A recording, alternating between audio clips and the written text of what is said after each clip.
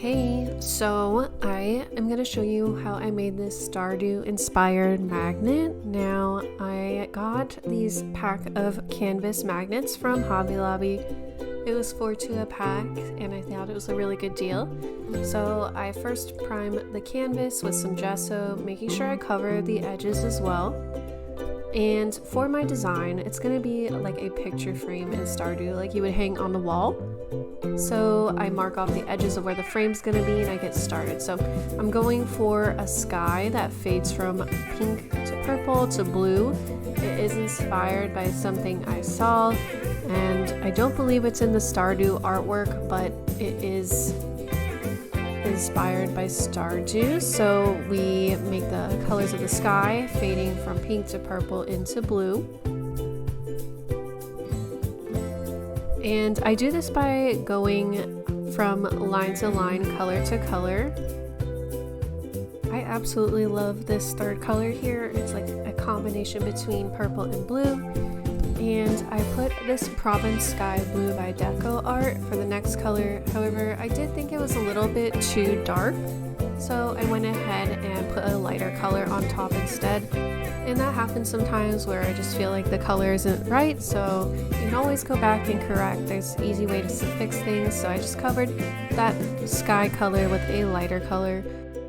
I fade that color into the Robin's Egg Blue, another one of my favorite colors by Craftsmart. And then I go even lighter of a teal color for the remainder of the sky. And I smooth those colors together just to give it a little bit more of a real sky look to it. And I use a dark blue to create the sea. And next I'm making the sand with this coral color, bringing the whole beach background landscape together.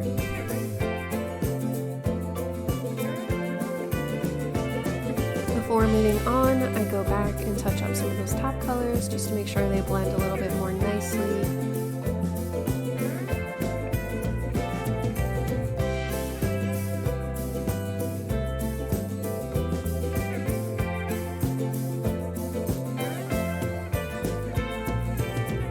After smoothing those colors together, I did add another layer of the beach sand color, but I forgot to record.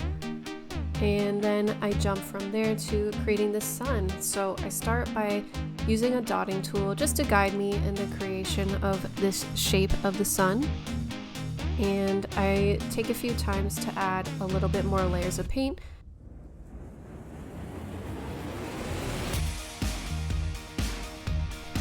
And any mistakes I make, I just correct them with a cotton swab and then relayering. It did take me a few times to get an opaque color for the sun.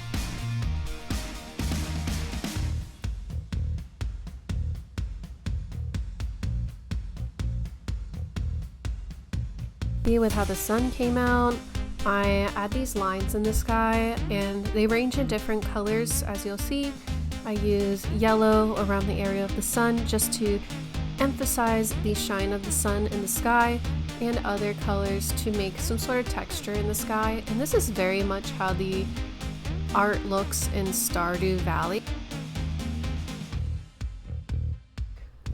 I realized that I wanted the ocean to be a little darker, so I decided to go for a darker blue. And then I continue adding these textured lines throughout the rest of the painting.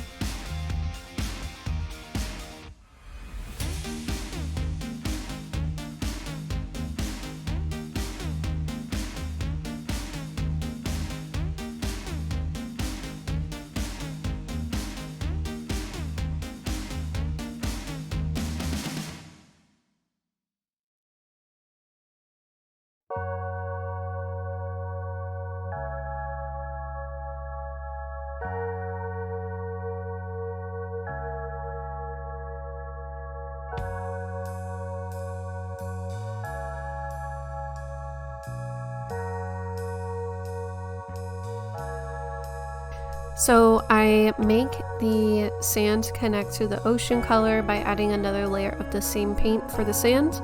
And then I draw some white lines with an acrylic marker to kind of represent the foaminess of the beach where the ocean meets the sandbank. and I add a sand line that's a little bit of a darker peach color than the sand to represent where that sand is wet from the ocean. And I also use this marker to create divots in the sand and give it some support with some other darker beige lines. After that, we jump into the creation of a Stardew chicken. So I create the outline with my white acrylic marker, and the outline didn't have to be perfect because I am about to fill it in completely with a white paint afterwards.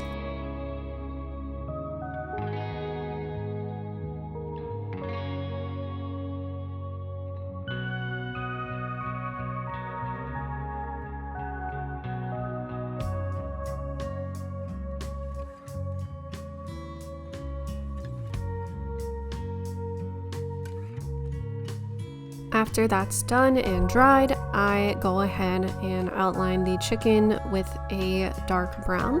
Now I did start with a little bit of a lighter brown, and I decided I wanted to go for a darker brown color. In addition to the outline, I also use the marker to create the outline of the wing on the chicken. And I follow up by using a yellow and red acrylic marker to fill in those textures for the face or the head of the chicken. Now that the main center of the picture is complete, it's time to fill in those edges that we drew at the beginning with a wooden frame color. So I use a little bit of a dark medium brown to fill in the edges, and I also make sure to get the edges of the canvas on the sides of the canvas as well.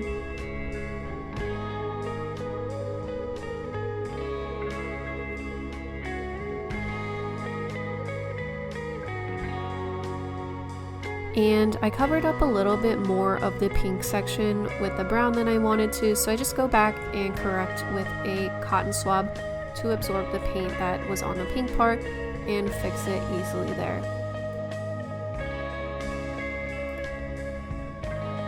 After that's dry, I just go back to touch up the edges for any part that I didn't feel looked so even. And we're almost done. So I take a ruler and a black marker to create those outlines of the canvas. And I do this with the ruler to make sure it's straight, and the marker, it's easily to make sure that it's a straight line as well. And in all canvases in Stardew, most of them do have a line, so this just adds to the Stardew look of the photo.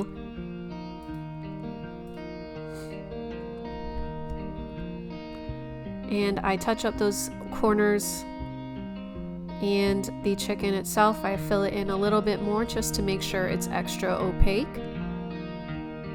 And I redo the outline, and here you see I did cover a tiny bit of the chicken's tail, so I just kind of correct that.